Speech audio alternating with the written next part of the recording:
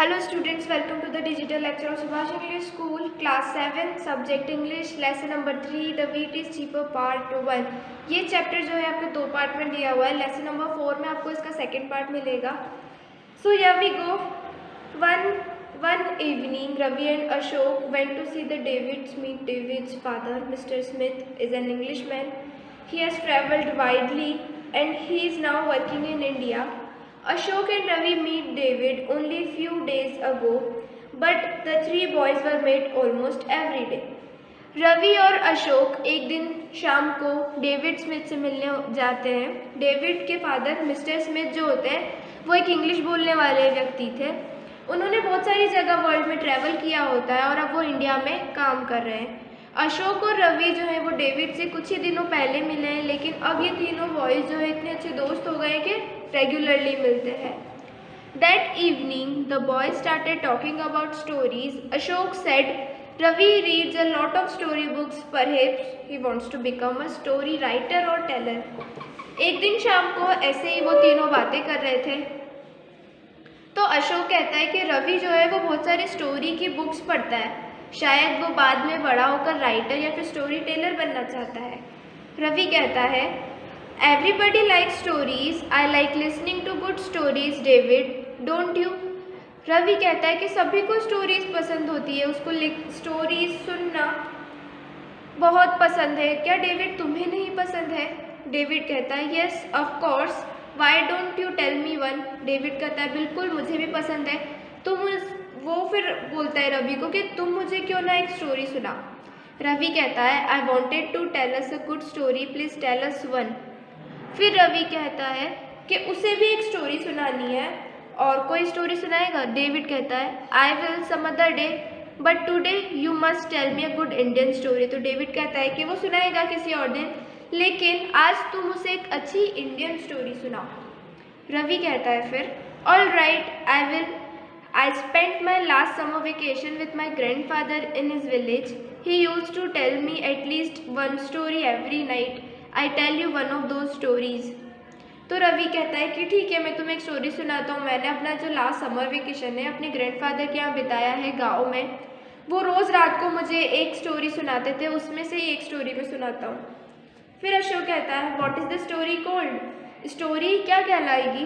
तो रवि ने कहा द व्हीट इज़ चीपर, गेहूँ सस्ता है। डेविड कहता है फिर चीपर देन व्हाट, सस्ता है किससे? फिर रवि कहता है that you must tell me after listening to the story, this is how it goes. तो रवि कहता है कि ये मुझे तुम बताना स्टोरी सुनने के बाद में। स्टोरी स्टार्ट करता है फिर वो। Long ago in an Indian town there lived a merchant. He was very greedy. He used to go to the towns to buy और sell large quantities of grain and even on his way to this towns he thought of making money. एक बार एक गांव में, एक Indian गांव में एक मर्चेंट, एक व्यापारी रहता था। वो बहुत ज़्यादा लालची था। वो एक टाउन से दूसरे टाउन बड़ी क्वांटिटी में ग्रेन्स जो है वो ख़रीदने और बेचने जाया करता था, और वो उस रास्ते में भी पैसे कमाने के बारे में ही सोचता था। One day when he was going to a town to buy some grain, एक बार जब वो दूसरे टाउन में जा रहा था गेहूँ खरीदने के लिए, ही सॉ फार्मर, उसने एक किसान को देखा वहाँ पर। Here he thought is an opportunity to get some money out of the simple villager. So he walked quickly up to him and started being friendly with him. तब उस व्यापारी ने सोचा, जब उसने फार्मर को देखा था कि यहाँ पर अच्छा मौका है पैसे कमाने का, तो वो जल्दी से उस विलेजर के पास जाता है और उसके साथ काफ़ी फ्रेंडली बिहेव करने लग जाता है। He said to the farmer, when I was young, I used to go long distance alone, but as I am getting old, I would like a companion with me always, as we are going to the same way. It is good for us to be together. We shall enjoy each other's company. तो farmer से वो कहता है कि जब वो young था तो वो दूर दूर तक की डिस्टेंस अकेले तय कर लिया करता था, लेकिन जैसे जैसे उसकी उम्र कम बढ़ती जा रही है तो उसको एक कंपेनियन, एक साथी की ज़रूरत है रास्ता काटने के लिए। तो जैसे कि हम दोनों सेम वे पर, एक ही रास्ते पर जा रहे हैं, तो क्यों ना हम साथ में जाएं, हमें एक दूसरे की कंपनी भी मिल जाएगी। तो farmer said thank you, I have never seen you before, I believe you are a stranger. तो फार्मर कहता है कि धन्यवाद, लेकिन मैंने आपको पहले कभी नहीं देखा, आप एक अजनबी हैं। No the merchant said, I am a merchant and I have been here before but I travel to many places. तो मर्चेंट कहता है कि नहीं, मैं यहाँ पर पहले भी आया हूँ और मैं यहाँ से आना जाना मेरा लगा ही रहता है, मैं बहुत सारी प्लेसेस पर जाता रहता हूँ। But how can I be good companion to you, the farmer asked. तो फार्मर से पूछता है कि मैं तुम्हारे लिए एक अच्छा साथी कैसे हो सकता हूँ।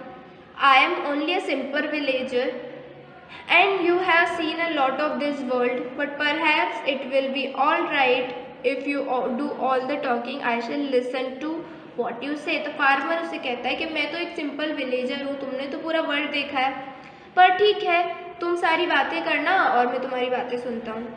This is not fair. I can't do all the talking. I have an idea. Each one of us can tell the wildest possible tale. If I cast a doubt on your story, I will pay you 100 rupees. But if you cast a doubt on mine, you will have to pay me equal sum of money. How do you like the idea? तो वो उसको बोलता है merchant कि नहीं, ये सही बात नहीं है कि मैं बोलूँ, तुम भी कुछ बोलना, और मेरे पास एक आइडिया है, हम दोनों एक दूसरे को सबसे वाइल्ड सब ऐसे स्टोरी सुनाएंगे जिस पर हमें यकीन ना हो, लेकिन अगर तुमने उस पर कोई डाउट कास्ट कर लिया, यानी कोई डाउट करा उस स्टोरी पर, तो तुम्हें उसे 100 रुपीज़ देने पड़ेंगे। वहीं पर अगर मैंने डाउट कास्ट किया तो मैं तुम्हें 100 रुपीज़ दूंगा। कैसा लगा तुम्हें idea? Fine, said the farmer. Farmer कहता है ठीक है। And so is it a bargain, merchant said. तो वो मर्चेंट कहता है कि तो भावताव ठीक है ना? Yes it is, said the farmer. तो फार्मर कहता है कि ठीक है।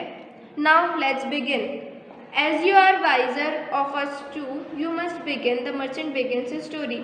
फार्मर कहता है कि चलो स्टार्ट करते हैं, तुम हम दोनों में से ज़्यादा चालाक लगते हो तो तुम स्टोरी स्टार्ट करो। तो मर्चेंट स्टार्ट करता है।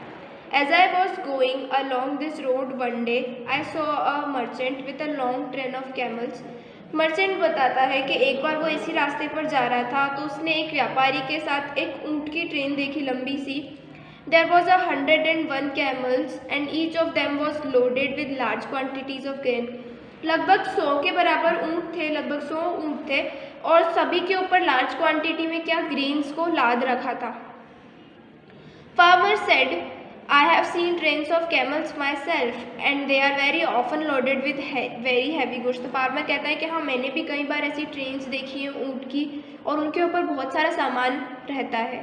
Merchant added, all the camels were tied together with ropes nose to tail. It was a long train of about a half a mile. तो मर्चेंट उसमें फिर ऐड करता है और कि वो जो ट्रेन थी ऊँट की वो काफ़ी लंबी थी, इसीलिए सभी को हेड से टेल मतलब नोज से लगाकर पूंछ तक उनको है जो रस्सी से बांध रखा था, और वो ऊँट की जो ट्रेन थी ना वो लगभग 1 मील जितनी लंबी हो गई थी। Good, it must have been a fine sight and then आज द फार्मर। फिर फार्मर पूछता है कि वाह कितना अच्छी सीन होगा। ठीक है, आगे बताओ। Merchant continued, then a kite flew down on the first camel. Merchant continue करता है कि उसके बाद एक काइट मतलब चील, एक चील जो होती है वो flu down on the first camel, जो कि पहले वाले ऊँट की तरफ आ रही होती है उड़ते हुए। कैरीड हिम ऑफ, तो जैसे वो चील उसकी तरफ उड़ती हुई आती है तो पहले वाले ऊँट को उड़ा कर ले जाती है। But as all the camels were tied together all the other camels were carried up with it and do you say to that and what do you say to that. पहले वाले ऊँट को उड़ा के ले जाती है और चूंकि सारे ऊँट जो हैं वो एक के पीछे एक बंधे हुए होते हैं तो पूरी की पूरी ऊँट की जो ट्रेन है वो भी उड़ने लग जाती है। Farmer said, it must have been a very strong kite. अब मर्चेंट को क्या लगा था कि फार्मर जो है वहाँ पर स्टोरी पर डाउट कास्ट कर देगा और उसको 100 रुपीज़ मिल जाएंगे, लेकिन फार्मर भी क्लेवर था, उसने कहा कि वाह कितनी स्ट्रॉन्ग, कितनी ताकतवर चील थी वो। डू यू डाउट इट आज द मर्चेंट। तो मर्चेंट पूछता है कि क्या तुम्हें कोई डाउट नहीं है। तो फार्मर कहता है no, why should I, said the farmer. Farmer कहता है कि नहीं, मुझे क्यों डाउट होगा। Now the merchant was disappointed but he decided to make another attempt to get the 100 rupees. ये सब देखकर मर्चेंट जो होता है वो काफ़ी ज़्यादा डिसअपॉइंटेड होता है, निराश हो जाता है, लेकिन वो सोचता है फिर कि वो एक और ट्राई करेगा।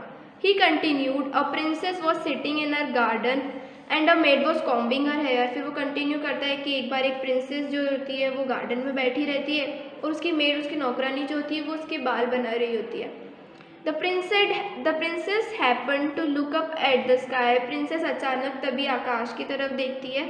Just then the kite I spoke about was flying in the sky right above her head. तो उसी वक्त जब वो प्रिंसेस ऊपर देखती है, तो जैसा मैंने पहले बताया था कि वो जो काइट है पूरे ऊँट की जो ट्रेन को ले जा रही होती है, तो वो जैसे ही ऊपर देखती है तो उसके सर के ऊपर से उड़कर जा रही होती है। The first camel gave the bird kite such a kick that it let go him and the train of the camels fell right into the princess's left eye। तो फर्स्ट वाला जो कैमल होता है वो चील को इतनी ज़ोर से किक करता है, लात मारता है कि वो जो सारी ऊँट की ट्रेन है वो चील से छूटकर कहाँ चली जाती है, प्रिंसेस की लेफ्ट आई में, दाई वाली आँख में गिर जाती है। Poor girl, there were 101 animals and they must have given her a lot of pain and then, फिर फार्मर कहता है कि बेचारी लड़की, 101 एनिमल्स उसकी आंख में गिर गए, उसे तो बहुत ज़्यादा दर्द हो रहा होगा।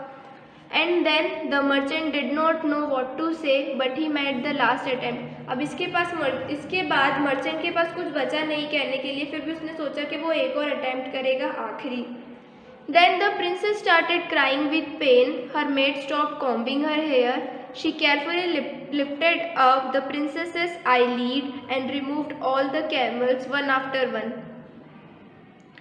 तो उसकी जो मेड होती है, प्रिंसेस की जो नौकरानी होती है, वो उस प्रिंसेस को रोता हुआ देखकर बाल बनाना रोककर उसकी लेफ्ट आईलिड धीरे से ओपन करती है और उसमें से एक एक करके कैमल को निकालने लग जाती है from her I and put them into her pocket, और एक एक उनको निकाल कर अपने पॉकेट में रखने लग जाती है। That was a good maid said the farmer and then, तो फार्मर तब भी उसकी स्टोरी पर डाउट कास्ट नहीं करता और कहता है कि कितनी अच्छी नौकरानी थी। The merchant could not think of anything more, so he said this is all and is the end of my story, now it is your turn. Merchant ये सब देख के काफ़ी डिसअपॉइंटेड हो जाता है, उसे लगता है कि फार्मर जो है वो बेवकूफ़ है और इसकी स्टोरी पर डाउट कास्ट कर देगा, लेकिन फार्मर भी चालाक था। मर्चेंट के पास कुछ बचता नहीं है एंड में कहने के लिए, तो वो कहता है कि ठीक है, ये मेरी स्टोरी थी, अब तुम्हारी बारी है। मैंने स्टार्टिंग में बताया था कि ये चैप्टर जो आपके 2 पार्ट में, इसका नेक्स्ट पार्ट जो है वो आपको चैप्टर नंबर 4 में पढ़ना है। Okay, this is the end of your chapter. Thank you.